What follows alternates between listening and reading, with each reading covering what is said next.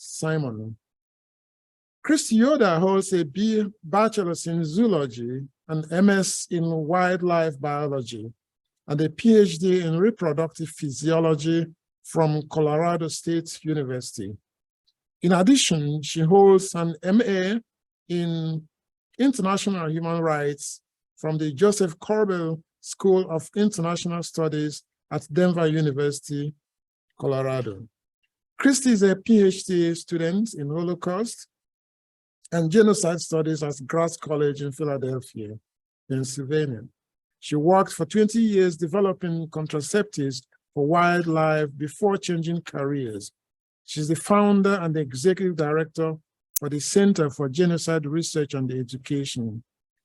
Colleen Simon is a PhD student at Gratz College and is the education director for the Center for Genocide Research and Education.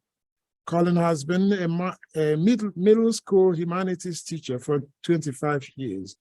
She teaches the difficult histories of US enslavement and genocide, and she has developed curriculum for genocide education.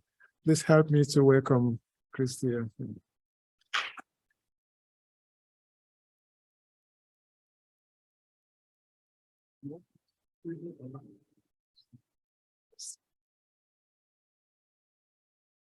Thank you for the opportunity to be here today.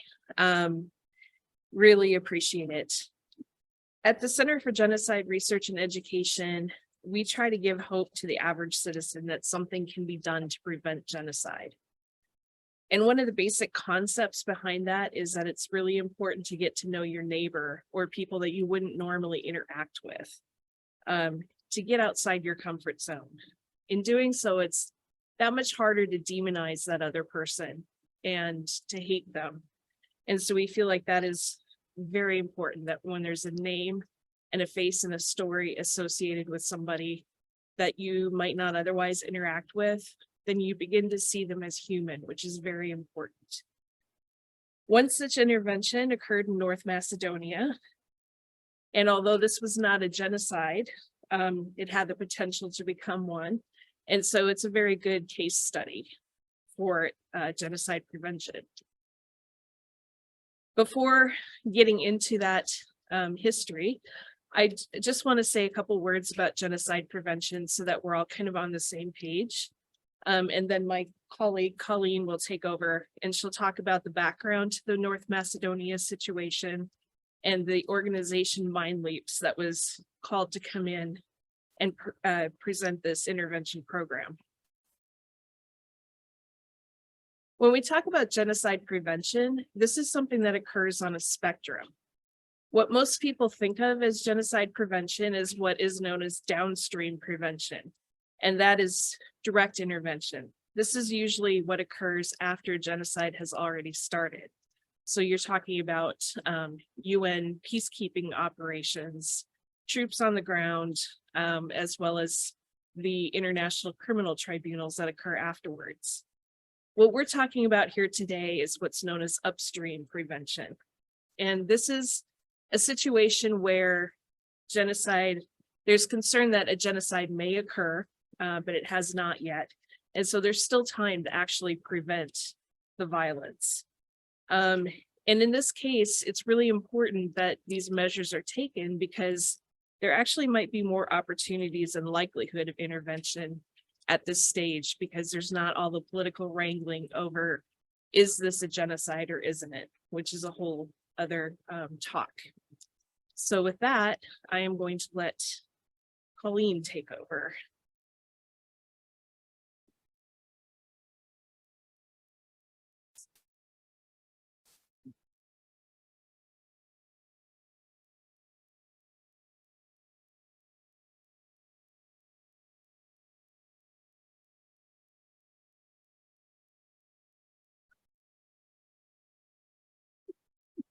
Okay, if somebody's more technologically savvy. That's the wrong. It switched to the different slide. I don't know. This is my worst nightmare come true. But that's okay. Do I have control or? Okay. Okay, we're good. Okay, thank you. Okay, so I'm sure you're all familiar with Stanton and his hierarchy of genocide, preventative measures and classifications of genocide. And so classification is the first stage of genocide, and that's that all cultures have categories which distinguish people into us and them. And these categories can be by ethnicity, they can be by race, religion, nationality.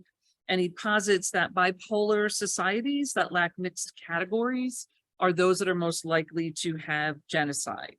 And he also says that the main preventative measure at this early stage is to develop universalistic institutions that transcend ethnic or racial divisions, that actively promote tolerance and understanding and promote classifications that transcend the divisions. So as Christi stated, today we're going to be looking at a case study of North Macedonia. And again, it's not a genocide. When I talk to people from North Macedonia, they don't see it's a genocide. But again, we're trying to diffuse a conflict that could devolve. And as always, how do you prove a negative? So the Republic of North Macedonia received its independence from Yugoslavia in 1991. It's a country of about 2 million people in the Balkans. And so there are multiple ethnic groups, but two of the main ethnic groups are the Macedonians and Albanians. And the Albanians speak Albanian, they are Muslim, and they are predominantly in the north and west of North Macedonia. They're about 24% of the population. Macedonians make up about 58% of the population, and they speak Macedonian, and they are predominantly Orthodox Christian. In 2001, based on other events happening in the Balkans, a conflict arose in North Macedonia. A lot of it people believe it was from Kosovo when it became a protectorate of NATO. And so some of the Kosovo rebels moved into what was then called Macedonia to kind of continue their battle. And so it was the Kosovo Liberation Army, and they went up against the North Macedonian army. And after, it was the UN intervened right away, and it eventually they were able to broker a peace deal, the Ohrid Framework Agreement, and that was in 2001 of August. And what that did is it changed the Macedonian constitution. It gave Albanians more power. It made Albanian a co-language along with Macedonian, and it started allowing more Albanians to be in the government and other public sector jobs, and also the security forces. So the country has moved on and they've continued, but there's something that still stays, and that's the separation of the Macedonians and the Albanians. And also the name of the country was an issue because Macedonia wanted to join NATO, wanted to be part of the EU. It wanted to improve its economic status. Greece blocked it because Greece didn't like them being called Macedonia. So there was an agreement that was brokered again by the UN where it was agreed that Macedonia would become officially known as North Macedonia, and it changed the name. And once this name change went through, Greece dropped its blockage, and so it's part of NATO, and it is it's on its road to becoming an EU member. So again, it's this division, though, even though, North Macedonia, it's economically, it's gaining power, it's stable government, but it's still this divide. And, as you can see, almost 100% of the Macedonians community and 90% of Albanians go to separate schools, because schools in Macedonia, North Macedonia, are based in language. So you either go to a Macedonian speaking school or an Albanian speaking school. So there are no ways for the youth to connect or to interact with each other. Intermarriage is very rare. If it happens, there's there's a famous musician who's, there's an intermarriage there, but it's very rare because there's no way to meet or connect with each other. And even these are two universities in North Macedonia. The one on the top is Macedonian, and the one wasn't even recognized by the government until like 2004, and that's predominantly Albanian. And so again, as you're talking a lot today, you hear a lot, the youth are at risk because there's no connection, and then you start hearing stories about the other and about who you are. And there was also, during the height of the war in Syria, North Macedonia had one of the highest percentages of students that went to fight in Syria. And then the issue is, what do you do when these people come back, and people worry about radicalization, but also that was Albania, sorry. And the Macedonians are going to fight in Ukraine, a Christian Orthodox country. So again, so Mind Leaps, and the reason I bring up Mind Leaps started, it was started by a woman named Rebecca Davis. She actually spoke at this conference a few years ago. And one of the first countries she began working in is Rwanda, and working with youth who were suffering trauma from the genocide, or their, second generation, their parents. And so they came up with this program through dance, and it is a 501c3 program, but they use dance, and they have definite, it's very data driven about how dance can bring you together, and it teaches different cognitive emotions. They're through Carnegie Mellon. They developed this whole metric about how to measure and how students are. And, the whole thing is to get students back into school, students that might not have an opportunity, but it's through this training and helping with memorization. So Mind Leaps was invited to North Macedonia, but this is a quote from Rebecca, the CEO and founder of Mind Leaps. So North Macedonia seems like this society that's segregated by systems, but not by choice, and how credible it is if you can just create that space where you can come together and think together and create together. And if we don't create that space, how risky, dangerous the other path can be. But what she found, what was interesting is, so when they get to this invitation, and it was not only just, so it was the U.S. Embassy in Skopje, and then also the youth community in the center of Kir, which is a predominantly Muslim or Albanian neighborhood in Skopje, the capital. And so they started the dance program, but at the same time, they also started this virtual academy. And what they found is that while the dance program was really successful, and they had 120 students sign up, and then the next year they had 110 more sign up, and they were training Macedonians and Albanians to be the dance teachers, because with Mind Leaps, they really give it over to the country. Rebecca is an American, but she's the only American that works for the organization. Everybody else, all the staff in Rwanda is Rwandan, all the staff in Uganda is Ugandans, and all the staff in Macedonia, North Macedonia, they're citizens of North Macedonia. So what they were finding, though, is that because the schools are segregated and the students were meeting in the schools, that yes, they had the successful dance class, but it still wasn't bringing the Macedonian students and the Albanian students together. So all the metrics were being ticked off and all the boxes were being ticked off, but it wasn't really doing what the plan was, and that was to bring these students together. The virtual academy, which was, again, it was the pandemic, it was COVID.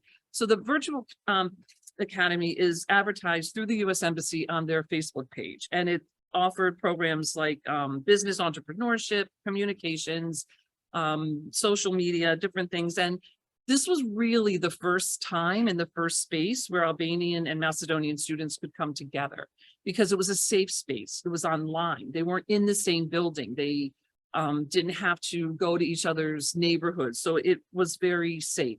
And then they set up this program that after you graduated from a class, then you could become part of this alumni network. And then they were, helping youth leaders. And he's now one of the directors at Mind Leaps is Omer. And he first heard of Mind Leaps. He just saw it on the Facebook page. He said, oh, it's the official U.S. Embassy Facebook page. This must be something good. He took the course, and then he really became active in this program. And he's, what he said is, our community needs these kinds of projects and work hard to bring the youth together and to create a healthy generation that will have a positive impact and will make a difference in our community. So he was really looking for the future and this community engagement. And it was at this virtual academy where it happened. But then it gets better, because what Omer found, and then all of the other students, and they're all like in their early 20s, what they found is that, we all want this community to be better. And how do we do this? And how do we make this happen? And So they went to Mind Leaps and they told them their idea that this dance, it's not working. It's not doing what you need to do. So Mind Leaps stopped the dance program because it wasn't doing what it was supposed to do. And they listened to the youth, the stakeholders, these young people that just said, we know what we need to do. And I just thought that was the most incredible story because again, and how they explained it, or when I was speaking with Omer and he said, well, you know, the older people, and I am one of those older people, but he said, the older people, you know, you have your life, you're already settled, you know, you don't have anything to gain or lose, you're kind of complacent. But he just felt that the young, they want a different world. They want to see something different. They want to see a change. And so he really thought any change is going to happen from the young. And again, it was these young men and women. And what they said was just so incredible that it was this organization and you start small. They also had an opportunity to talk, and it was interesting because there was Macedonians and Albanians just kind of talking some of the hate speech that they hear in their daily talk. And it's the norm. It's, you know, my parents taught me Albanians are bad people. Do you have any Albanian friends? Macedonian friends are enough for me. You can't even understand what I say. I don't speak Albanian. You guys stole our country from us. You should go back to where you came from. Again, I hate you. You hate me, just like we always did. So again, these are the kind of conversations that these young students are having, but not even knowing the other person. These are things they learned from their parents or their grandparents. You know, a lot of their grandparents had fought in that 2001, or their parents had fought in that, you know, incursion during that time. And so, you know, the hatred just got stronger. And so they're saying things that they don't even really have any evidence for, that people are, you know, this group is bad or this group is bad. And so, you know, they wanted to see this change and they wanted to see how this could go. And what they really understood was that it starts at a really basic level. It starts by getting to know somebody's name. And that was what happened in the virtual academy because, you know, again, it was safe space and you have your little name in your box. And it's really the first time just starting at that level. Let's learn each other's names. And then it starts in your neighborhood. It starts where you feel safe. And it just kind of slowly branches out. And they understand that this is going to take time. This is not going to happen overnight. And Roger Webb, who is a diplomat, has a lot of expertise in the Balkans. What he says is North Macedonia represents the best of what we can give and the worst of what we are capable of. And we've heard that message a lot today is, you know, heard people telling about learn the stories, learn who the people are, learn who your neighbors are, learn their name, learn their story, and learn what they have to offer to us. And so again, and Mind Leaps was intelligent enough or knew enough to listen to these young people. They, you know, again, it's going in saying, oh yeah, we know best, blah, blah. But they, again, the stakeholders, the people that this impacts the most, they became the voice. And so they kind of changed their whole direction of how they're working in North Macedonia. So again, this conference was about trust building. And I know it had a lot of other things, and trust building can mean a lot of different things. But for me, the trust building is you go into a community and you learn to trust your neighbor and learn to trust who they are and learn to understand who they are. But mostly trust the stakeholders, the people that impact the most. They're the ones that should drive the program, because that's where the real change is going to come. Sometimes we elders, we think we know everything, but it's not. And it's listen to the young and then understand it's going to take time. It didn't just happen, you know, especially in North Macedonia, this goes back thousands of years. It goes, you know, back. And so the hatred has been there for a long time. And then it takes time. So the change takes time, but also, and the change starts from home. The change starts from where you are and listening to those people. So thank you very much for your time. And I appreciate letting me share our story.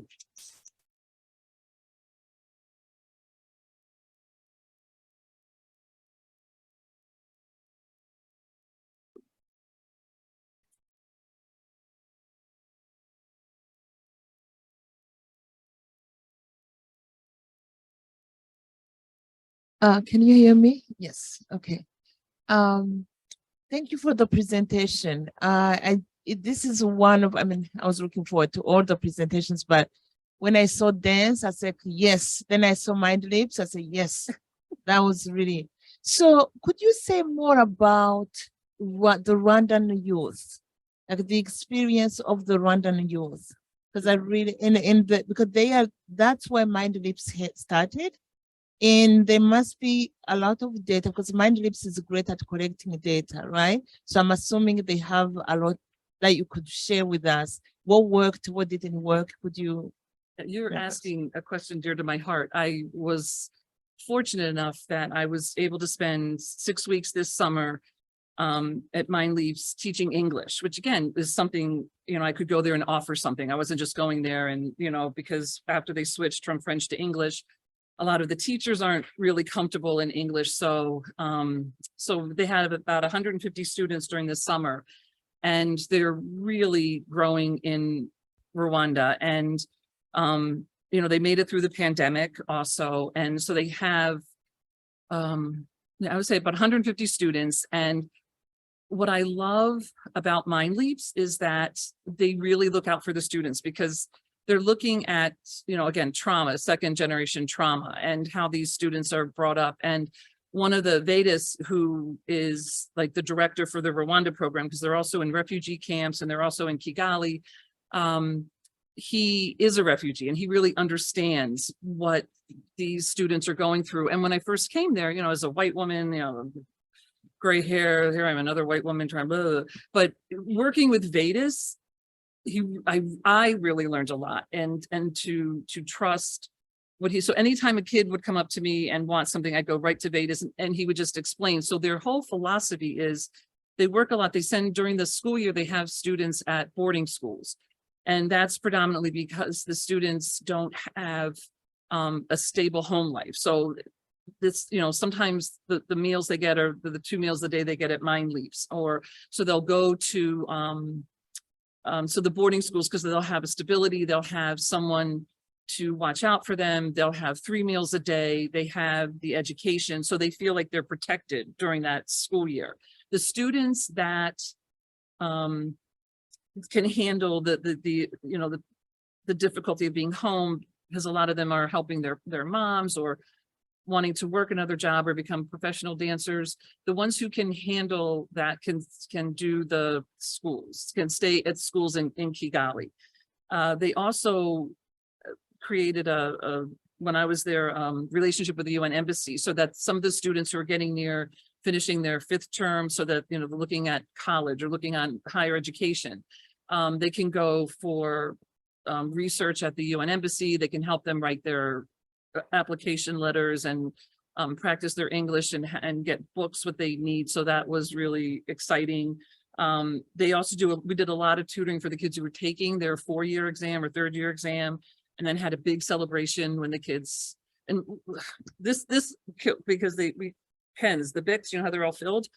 So when the exam started, they all had these filled pens, and the last day they showed the pen was empty. Like they used all the ink in the pen with all this writing, but but it's so exciting when you finish. So, and they're just very supportive, and they have, what they've done is that they've also expanded out. They have a family support. They help moms. They'll give small loans. They do a lot of micro loans so people can start small businesses, so that they have a better stability with the home. And so, you know, we did some home visits, and just all of those, you know, they really listen to the needs of the people, and they really expand out. And Bashir, who is the head of all the African programs, he was there, and he just you can feel the love that he has for these kids and what they do. And the dancing that's their way to express. And they performed at a genocide memorial one time, and they had I had to take a dance class. It's really hard what they do, but there's just such a joy in the dancing. But the whole purpose of the dance is to help them with the memorization, help them with trust, team building, so that they can come together and be focused on school. And because really Mind Leaps sees themselves as an educational program, that it's about the education. The dance is fun, but it's secondary. And the hardest lesson, and when I was talking to Rebecca, the hardest lesson they learned is there was a student who somebody on the board, I don't know if this person's on the board anywhere at Mind Leaps, invited the student to the United States and kind of sponsored him. And then, but he didn't finish high school. He went back and he's still being sponsored. And so there's no agency for this student. And so a lot of students see that, and it's really difficult, but Mind Leaps really believes you need to work and find your own agency and find your worth and find what you can do, which is, it's hard to watch sometimes, but it's necessary and important to their mission and what they're doing. It'll be interesting to see as this first group of students, very few have gone on to college, but a bigger group of students will be coming up to that point soon. They'll be taking their exams, and it'll be interesting to see what happens, because jobs are hard to find. A lot of them take entrepreneurship to start their own businesses. So it'll be interesting to see how they progress. I hope that answered your question. So.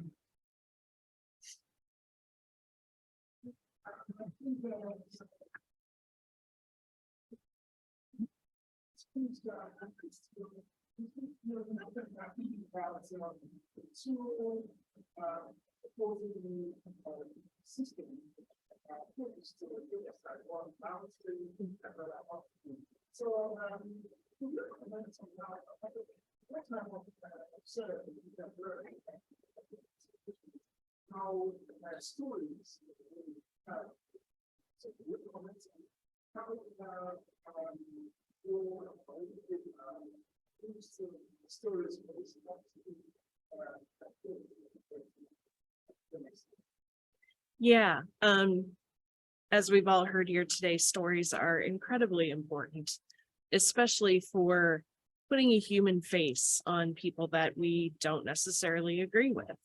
I think there are various ways of doing it. And no one way is necessarily better than another. Obviously, when you bring together groups that don't necessarily agree with each other, there's always a risk that you could make things worse. But I do think if it's done in a non-threatening manner, so what do I mean by that? I mean, community event sort of thing. For example, maybe an art show or something where people can actually get together and talk to each other. But there are more formalized methods of doing it as well. There can, stakeholder groups in communities where conflict is an issue can also be beneficial. And I just think that all of those upstream measures are really important. Like, you're never going to be able to say, yes, we absolutely prevented this genocide, because you can't say for sure that it was going to happen, but it makes it so much less likely to happen.